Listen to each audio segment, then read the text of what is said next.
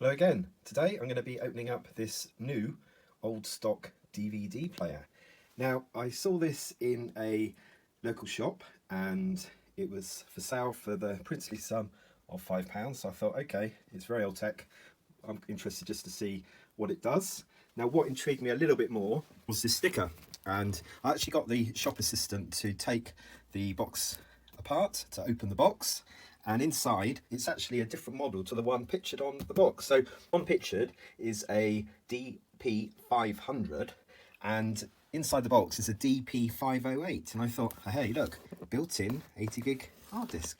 I wonder what you can do with that. Now, I'm not expecting to find in here a DVD recorder, but I am expecting to perhaps see something which allows me to save various discs, possibly to the hard disk, and to basically make some MP3s and things. But that's what I'm kind of expecting anyway. So I thought, let's go ahead, let's purchase this.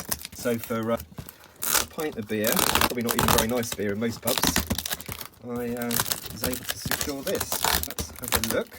There's a sticker on it, actually says £75 and it's been crossed off. I bought this in a big shop nearby that sells kind of everything. So inside it looks like, so it looks to be composite there, video, and there's some leads there for audio. There's even a SCART lead. There's PC link disc. So this thing can maybe link to the computer. Right, and a manual and such like. So let's take those wires out first and see what we got. So we want to see if we've got English, which I think we have. An English guide here. So there you go. Let's have a quick read of this before I take it out of the box. Congratulations on your new KISS DP508. The many different functions provided by your new DVD player will be a source of pleasure to you for many years to come. Naturally, you can play and watch DVD films with superb audio and visual quality. You can watch films in many other formats and DVDs such as MPEG-4, XVID, DivX. The audio features also give you the option of playing music CDs, MP3 or OGG Vorbis files. Remember those? The DP508 automatically recognises each format. You can read CD, read-write and DVD read-write. Your new DP508 also supports picture CDs, that's JPEG, which means that you can display your photos directly to your TV screen, and this includes the pictures developed at the Photoshop and any photos you have scanned and saved on a CD yourself. Wow, look at that. Brilliant. Looks like I've got a comprehensive guide here to functions. I think it'd be more fun to get the thing out of the box, get it plugged in, and see if I can get a picture on the monitor here. The little DVD controller fell out the box, but it's not too shabby looking actually. Yeah, some controllers were pretty rubbish, weren't they? But this one looks reasonably tidy. Okay, and in here, looking very new. That's the first look. So it is the DP508. It's got things I mentioned on the front, but it's also got progressive scan. What else has it got there? It's got Ethernet by the looks of it. Talking about hard disk. It's got some nice little buttons there. It looks quite nice actually. Looks fairly premium. Now, who knows if the tray's going to open, because it's obviously quite old. It may have a dodgy bout on that, but we'll find out in a minute. Now, if it plays CDs, which it does, it wouldn't look too out of place in a hi-fi system actually. It's quite a decent weight, as you'd expect, because it's got a drive and a hard disk in here. So let's have a look on the back. We're not expecting to see HDMI because of the age of this. I'm imagining it's probably mid-2000s, but I'll do a Google and see. So looking at this here, it's got a little sticker to show that it's not been taken apart, or do not take it apart, you'll ruin the warranty. Well, it's not going to have a warranty because it's so old, but it's got the Ethernet port here on the back. It's also got analog left and right channels. It's got the standard video out, the composite S-video. It's got coaxial, and actually it's got an optical digital out, so that's quite handy. Stick that into a mini disc player quite easily. You've got a SCART out there, and it says made in Denmark. Looking across, it's 15 watts power, so not too bad, not too bad, not too juicy. It also mentions revision 02, so that's the revision. Let's get this plugged in. Now I'm going to be using this SCART to HDMI converter. That is something I reviewed on another video. I'm just going to power it on, and I'm going to power on this as well. So it says KISS DVD, and it's gone back off again. Okay, it was already powered on there.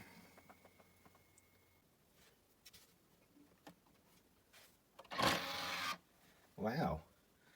And there we are. There's the DVD screen. DVD plus LAN plus HDD. V280A1. So it's got the firmware on there.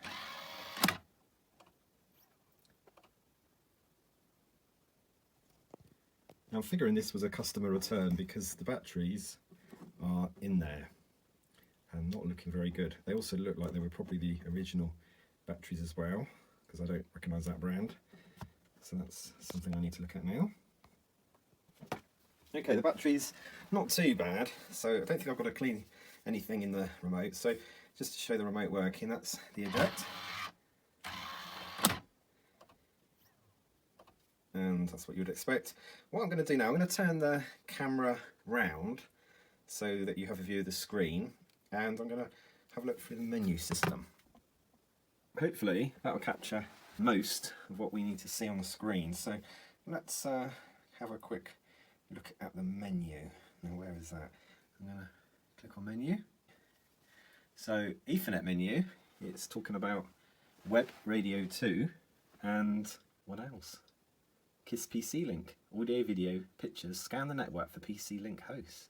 So that kind of explains what the PC link disk is for. That's for setting something up on your PC, which then this device will talk to across the network. IP address, hardware. Okay, this is a hard drive.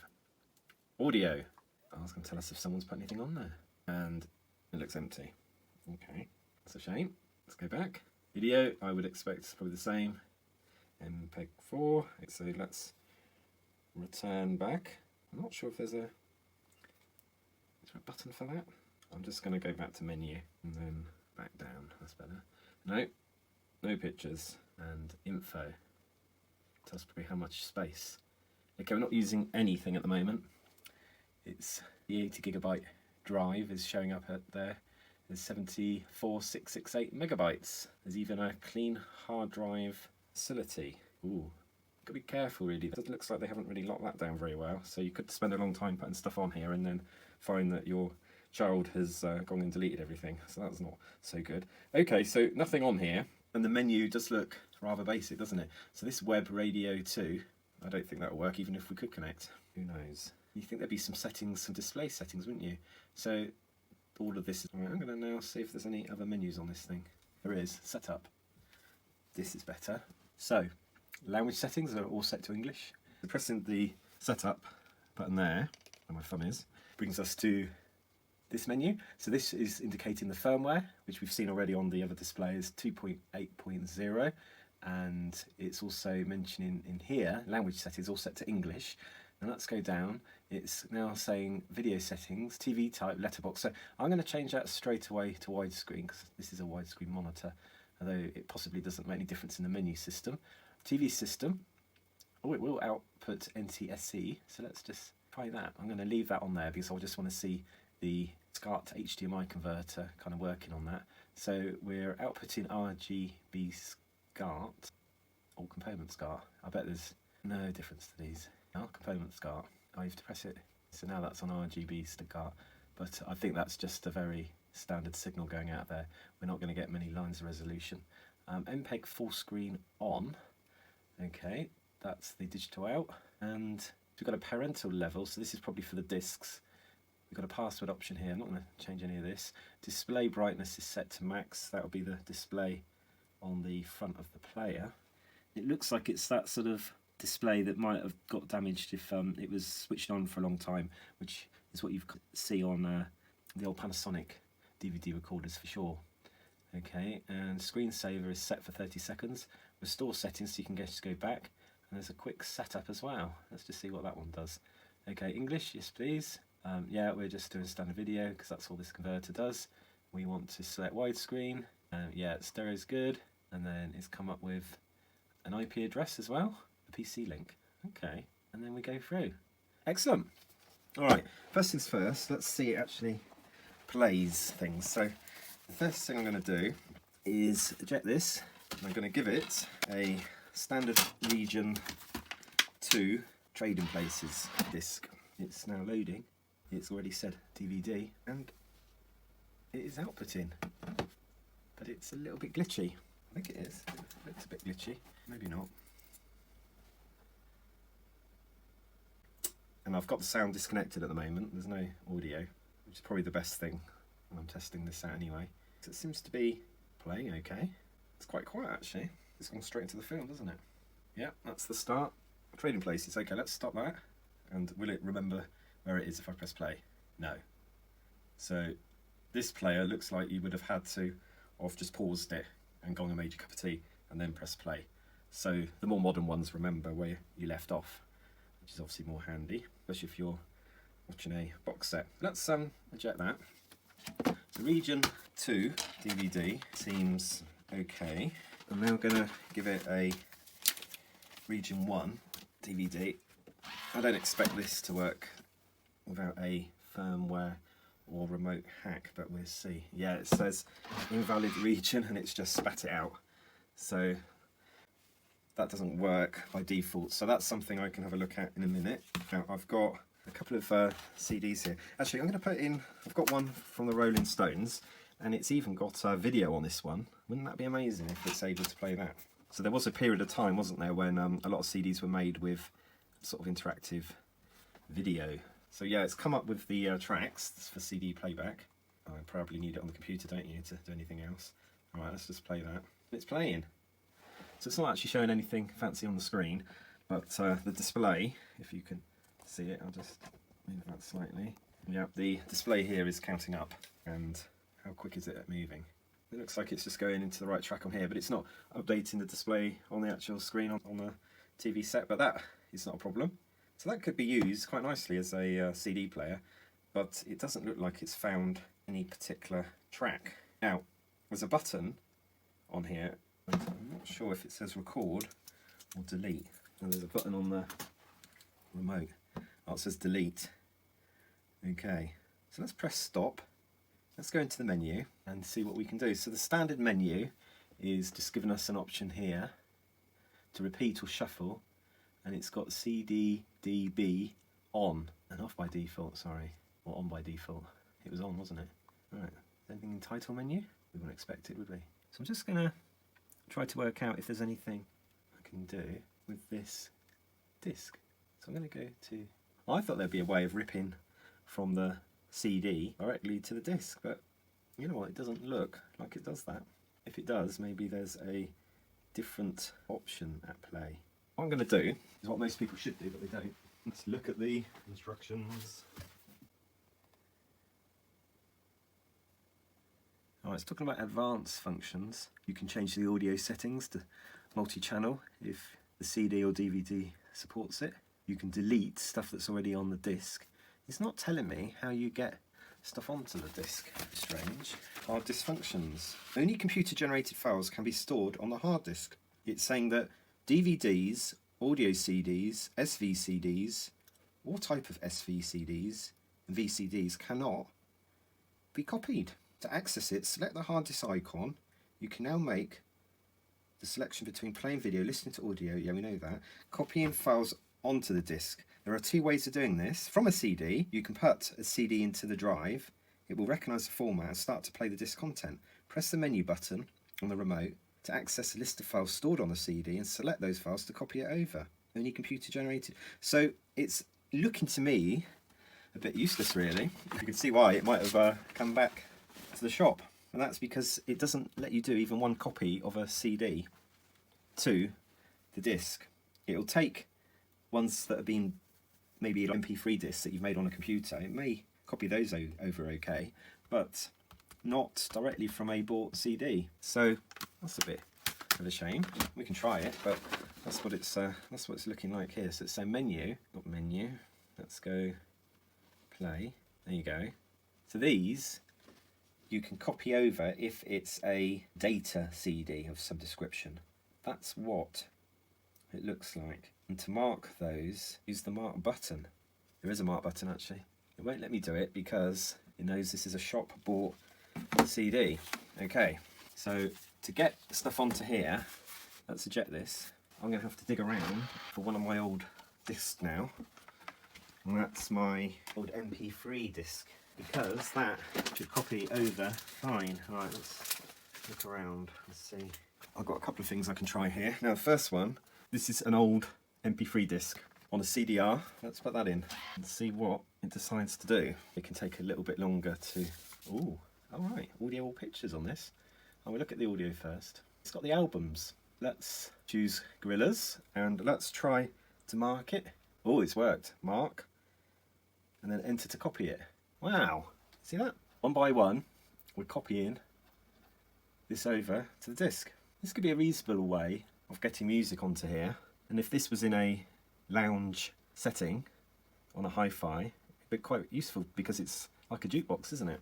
I wonder how much you can see from the actual display here, because you wouldn't necessarily have this wired up to a TV. And to navigate, I wonder if you can navigate fully within this display here. I'm pointing to the standard one on the outside of it. It actually would be nice if it had a bigger panel on here, wouldn't it?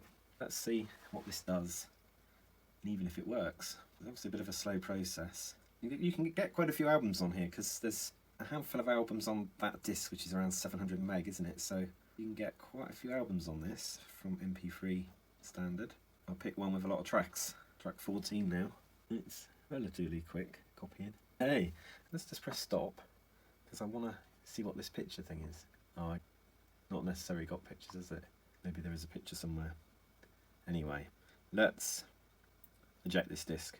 So we just want to make sure that it's playing that album off the hard disk. So let's try that. So I'm going to press menu and I'm going to scroll down and I'm going to go audio, and there it is. But nothing's coming up in this display here, which is another limiting feature really, because you're not going to be able to use this without it being connected to the television. And there it goes. As soon as it starts playing, this screen doesn't particularly do much. It's what you see down here. So this is playing, this is counting up. And if I go to the next track, it doesn't seem to be updating up there. And oh yes it is, it's updating in there, but not in here. It's not like you can copy it again, is it, surely? So if I go mark, and then go enter, no, that's just playing it. That's what you would expect. So let's just press stop. Let's go back to menu. Let's go to disk and let's just go to info. Here we go. We've used 72 megabytes for that one album, and it won't let you. You have to come out of here. So I'm going to press menu again. Or get out of there. So what I want to try to do is try something I recorded in MPEG 2 off of the... Oh, this doesn't seem to be responding. I don't know if that's a glitch or what at that point. So I've got an MPEG 2 recording here. Now this came off of a DVD recorder, and let's see if it's capable of reading this disc. It should be, because it's a standard DVD in theory. It's been created and it's been finalised, so it should just load the menu up. Yeah, it does say DVD and it does say Dark Horse and Japan. So let's go and click on Japan. So that's playing a data DVD that's, a home DVD that's been created. That's not really testing the boundaries, is it? To test the boundaries, we need to give it some proper MPEG 4 files, even if they're some old ones. Okay, so this disc here is a XVCD. It's something that was captured direct to a PC on 2001 with the terrorist attacks in New York. So it does mention playing VCD, so there's no reason why not. And it's come up VCD, but it's stuttering a little bit. Just at the beginning, it was kind of, it might be the disc is a little bit dirty. That's a little wipe. Pretty long lasting discs these. These are JVC CDRs, 650 megabytes. And that would have been in better quality on the PC, but compressed down to fit on this disc. It doesn't play fluently. That may be because it's struggling to read it. This converter as well is very much on the bright side, and I said that in my other video. If I can copy, but how can you copy if it doesn't come up on here? Can I mark it? Could not connect. Back. Please let me at least attempt to copy it.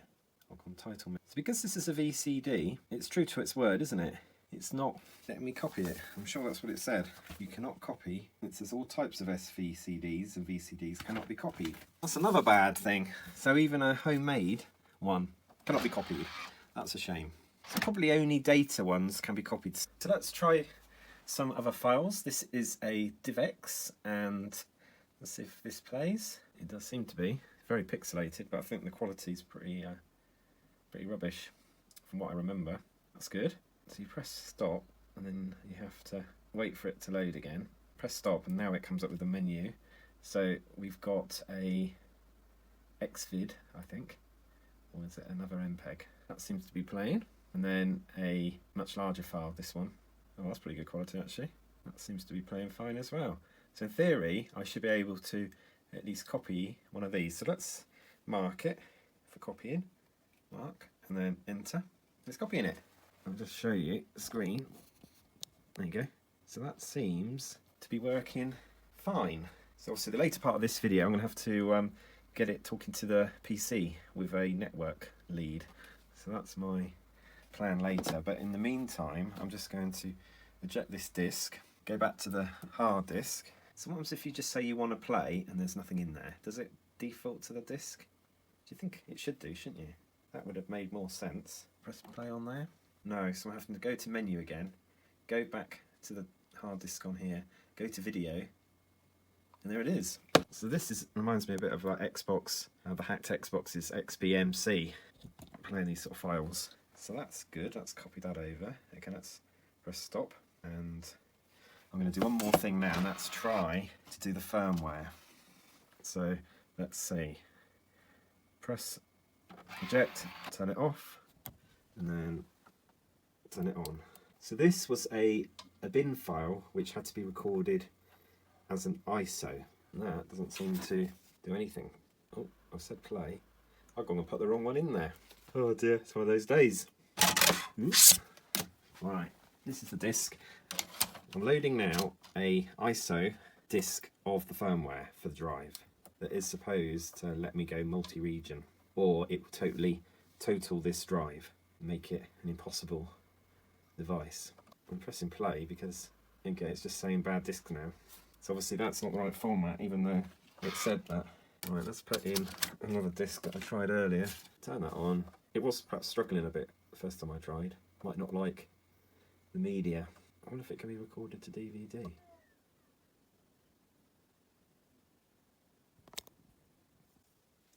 Now I have found out how you can get into a hidden menu, and what you have to do is eject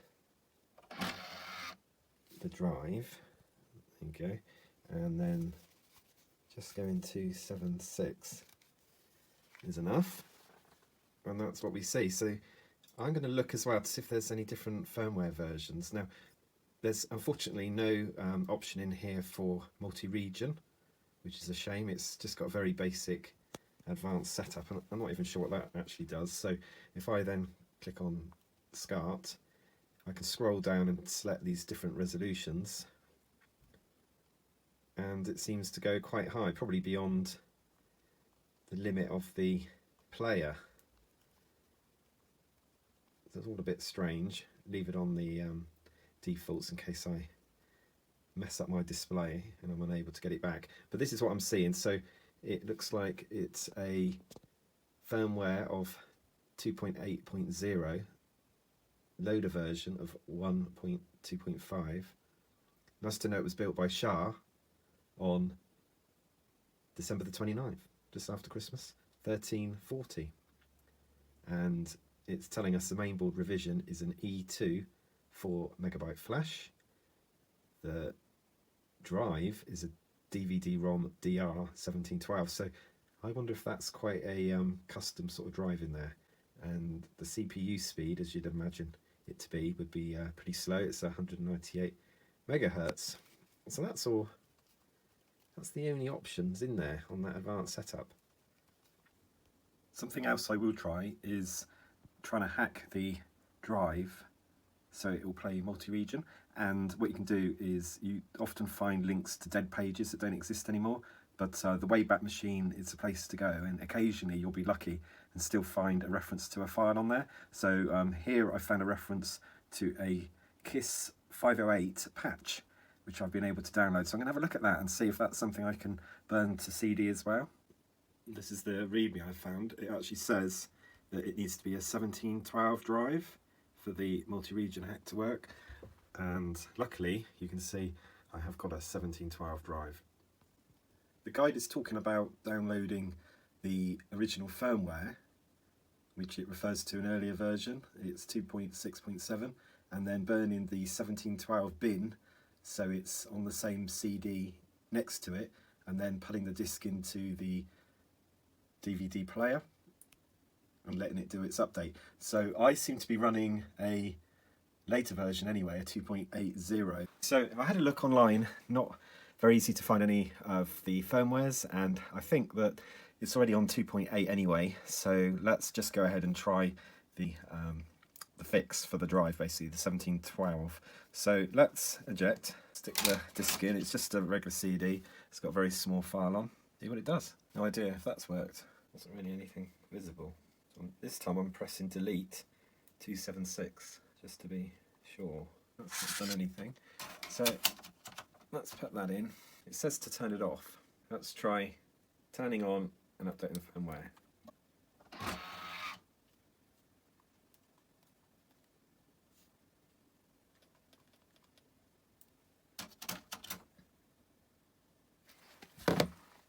Interestingly, there is some talk on another page I found online where you can actually have a larger hard disk than the one in here. So this is an 80 gigabyte and you can go higher than that. I don't know how high you can go, but I will have a look at that. Also, you could have had the DP500 and you could have converted it to this type of player with a hard disk by putting your own disk into your 500 DVD player and updating the firmware. So that was quite possible as well. So that makes it quite interesting, really. A bit of a hackable device from back in the day. Who knows if this will make any difference. This is now being recorded onto DVD-R, LlamaKISS, so maybe it'll just read that easier than the CD. Hey, that looks good. It's now saying DVD-ROM update disk. Enter to start updating. There you go. Update failed. Enter to continue. Well, that's a shame. Sometimes when you're making videos and you think you've pressed record, you find you haven't and it's just taken a picture. So I've just making a very short clip to insert into the video about the KISS player. And what I'm showing you here is to make the player multi-region. This is the version that I found online of the firmware, and this is a edited version of the firmware, so it's like a custom firmware, and that seemed to work fine. So I put this in and booted the machine up and the machine did its update. So this is making it a 2.7.4 firmware, which is what is required to then run this disk. So this is for the drive to make it multi-region, and then that's when you get the option in the hidden menu to select multi-region and all. And then afterwards I decided to update the firmware to the latest available commercial version, which is 2.9.3. There you go. So this is 508.293 firmware. I'm just going to put that in. I'm going to power it down because it only updates during the initial boot sequence, and we'll see what it does. There we go. So here it says you can keep your settings. I might do the partial update this time. Let's do that. That makes more sense. So I spent time putting those settings in. Don't really want to put those network settings in again. So the positives, if you were to use something like this, maybe just to stream music, so this looks a little bit neater. So if you wanted it in a hi-fi setup, then it just looks a bit more in place than an Xbox would. An old school Xbox running Xbox Media Center. Now I have got Xbox Media Center on a very old Xbox of mine. The actual drivers stopped working, but it's basically a soft mod version and it does still work, so that's quite cool. You can connect to it obviously over the network and do stuff. Okay, that's saying it's done it, so let's turn the thing off and on and we'll see how it looks. It's obviously going to go into standby. That seems to be the thing it does. It's a bit of a strange one because this on and off is really just to turn the power supply totally off, but most of the time people will just leave it on standby like this, so it will always kind of be on. Let's open up the tray, because I think when you open up the tray it tells you the firmware version. State of the art. State of the art DVD and Ethernet player. It's blowing its own trumpet there. There we go. It's just going to say the version, I think. No, it's not. Okay, let's just go to menu. Ooh, it's got options for FTP server here. Oh, that's pretty neat, isn't it? So you can actually transfer files more easily. We'll leave that off. Let's just go to PC link server. We need to put that on. Yeah, it's remembered it. That's good. Network clock. Time zone. We're in GMT, aren't we? I don't like. Well, that's not very nice, is it? I'm going the wrong way, aren't I? Oh well. You can still get there in the end. So it's GMT, UTC. So that's the time when. That's what TV services tend to use, UTC, because you want to have a consistent time and not worry about daylight saving, but I guess GMT will account for that. Now, I've read that the original PC software, PC Link, which was developed by LlamaKISS, and they are in part to do with KISS, the hardware, basically it doesn't work on newer Windows versions. So rather than try to get something to work that's pretty old, I had a Google and discovered that there's some software, some newer software that a hobbyist wrote, which is really good, and that's called LlamaKISS. So I'm going to try to install that on my PC. And that's the version, it's 1.1.0. It looks like it's just a batch file that installs a service. And yeah, that looks like that's all it is. There we go, installed. Press any key to continue. And then looking in services, indeed, it does look like it's installed. It's not running, but it's installed. Now I've just told it to run. Okay, so I have this working now. It took about 10 minutes to set it up. So basically, just talk you through the ini file. And if you make changes to the ini file, you will have to restart the service. So I've told it to only accept from a certain IP address. So that's what the client permission thing is. I've said deny. And then when we look at the actual clients, I've given the KISS machine 192.168.192. And the thing you have to do is change the submask, the network. So that seems to be okay. The other thing I've done is I've put in some paths in here. So here it says that I have media DVD drive, which is D drive. That's when there's one loaded. And I've put a link there to an old path on the PC. So that's what that virtual thing is. And the audio, you can see I've put it to a folder with a load of CDs in, original CDs. Now I've not touched any of this stuff down here, and you can't expect the KISS to play any modern formats, so it's going to be pretty useless for sort of YouTube based stuff that you might have downloaded. It's just not going to be happy with that.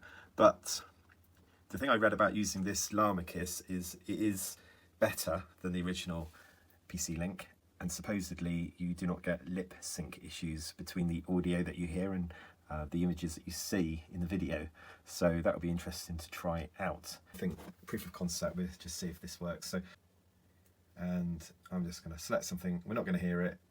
Probably best we don't hear it because of YouTube, but you can see it's actually playing that. So that's pretty neat.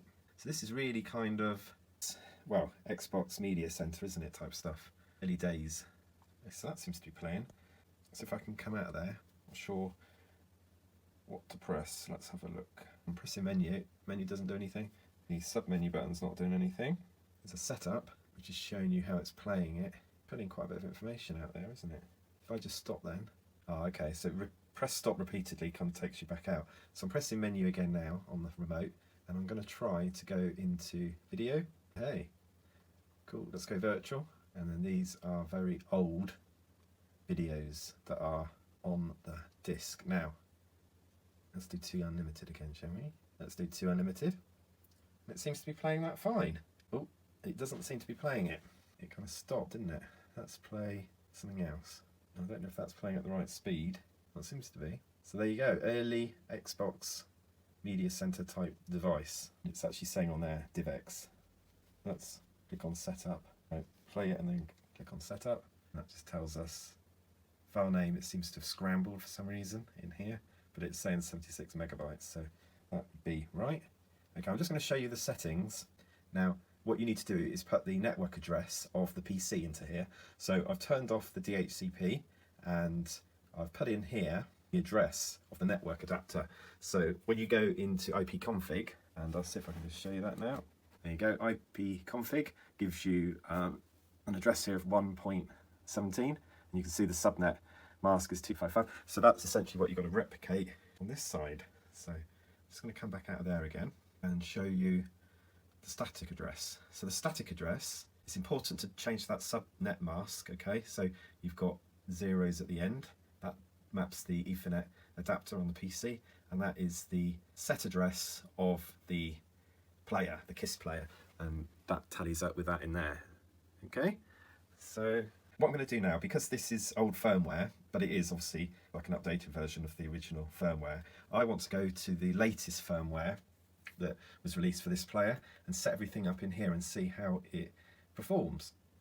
So let's go back into here and yeah, let's try some video. Yeah, it's remembered everything. Oh look, it's working better. So this is the last firmware, and that does seem to be working. It stalled, didn't it, on that other version? Okay, starts playing. That's what I like, is it's got this counter going on the actual player. That's pretty neat, isn't it? Oh, excellent. Well, I think I've got that working in a reasonable way. Now, there's a few more things that you can do with these.